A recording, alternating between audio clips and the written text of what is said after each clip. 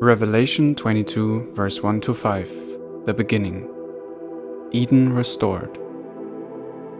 Ever since Adam and Eve sinned in the book of Genesis, all creation has been groaning and patiently waiting for a day when everything would become normal once again. Apostle Paul said that when we reach that final glory, creation itself will be set free of the slavery that is sin and corruption. Romans 8, verse 19. For the earnest expectation of the Creator waiteth for the manifestation of the sons of God.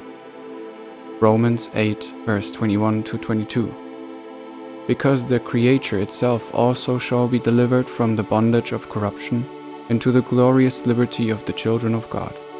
For we know that the whole creation groaneth and travaileth in pain together until now. During the last days, when the great tribulation judgments are completed, and when the kingdom millennium prophecies have been all fulfilled, God will create a new heaven, new earth, and new Jerusalem. This new and awesome kingdom God will share with His people forever and ever. As we study the last chapters of Revelation, we are introduced to an amazing city that is called both the bride and the wife of the Lamb.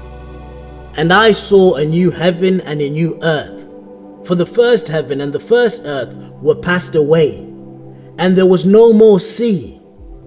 And I, John, saw the holy city, New Jerusalem, coming down from God out of heaven, prepared as a bride adorned for her husband. And I heard a great voice out of heaven saying, Behold, the tabernacle of God is with men, and He will dwell with them, and they shall be His people. And God Himself shall be with them, and be their God. And God shall wipe away all tears from their eyes, and there shall be no more death, nor sorrow, nor crying, neither shall there be any more pain. For the former things are passed away. And He that sat upon the throne said, Behold, I make all things new. And He said unto me, Write, for these words are true and faithful. And He said unto me, It is done. I am the Alpha and the Omega, the beginning and the end. I will give unto him that athirst of the fountain of the water of life freely. He that overcometh shall inherit all things, and I will be his God, and he shall be my son. Revelation 21, verse 9. John was taken by an angel to see the city. The reason why it is called the bride and the wife is because this will be a city that will feature God's people from the New Testament and the Old Testament. The New Jerusalem will be a city for Israel and for the church. It's the church in her glorious and triumphant state, under the resemblance of Jerusalem. The city will have and reflect the glory of God, and will be a city of amazing wealth and beauty. Walking through its gates, we will be reminded of the history of Israel. Revelation 21, verse 12. And had a wall great and high, and had 12 gates, and at the gates 12 angels, and names written thereon, which are the names of the 12 tribes of the children of Israel. This city will also remind us of the Garden of Eden, with the tree of life giving us fruit and healing to all nations. Revelation 22, verse 2. In the midst of the street of it, and on either side of the river, was there the tree of life, which bare 12 manner of fruits, and yielded her fruit every month, and the leaves of the tree were for the healing of the nations. But there will be something else very interesting in this New Jerusalem, and that is that every believer will have a mark of God. Marked for God. There's a lot of buzz recently, and for many years on, what is the mark of the beast? The ill-fated number 666. A lot of interest in this satanic mark in our society, but why is nobody talking about the mark of the Almighty God? Revelation 22, verse 4. And they shall see his face, and his name shall be in their foreheads. In ancient times, criminals were banished from the presence of the king. A mark would show that they belonged to the king and none dared touch them. The very first mark of God was given all the way in Genesis to the child of Adam, who was Cain. When pondering about his punishment, instead of begging for forgiveness, Cain begged for protection. And the Lord said unto him, Therefore whosoever slayeth Cain, vengeance shall be taken on him sevenfold. And the Lord set a mark upon Cain, lest any finding him should kill him. Genesis 4, verse 15. God uses the forehead to display his mark, and we know this from another story. Exodus 28, verse 36. And it shall be upon Aaron's forehead, that Aaron may bear the iniquity of the holy things, which the children of Israel shall hallow in all their holy gifts.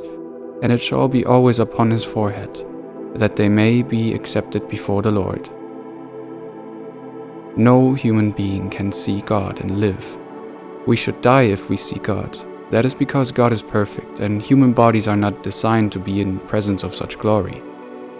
Moses was only allowed to see the back parts of God.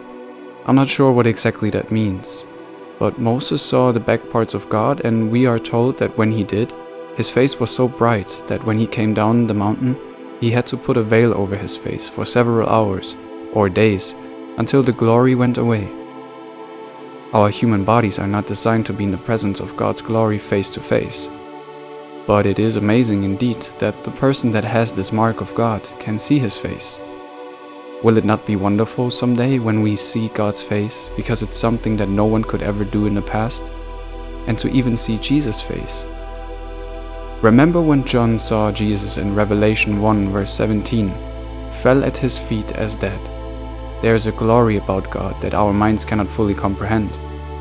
Charles Spurgeon states this about the meaning of Revelation 22 verse 4. And they shall see his face, by which I understand two things.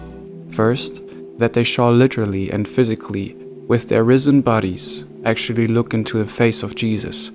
And secondly, that spiritually their mental faculties shall be enlarged, so that they shall be enabled to look into the very heart and soul and character of Christ, so as to understand him, his work, his love, his all in all, as they never understood him before.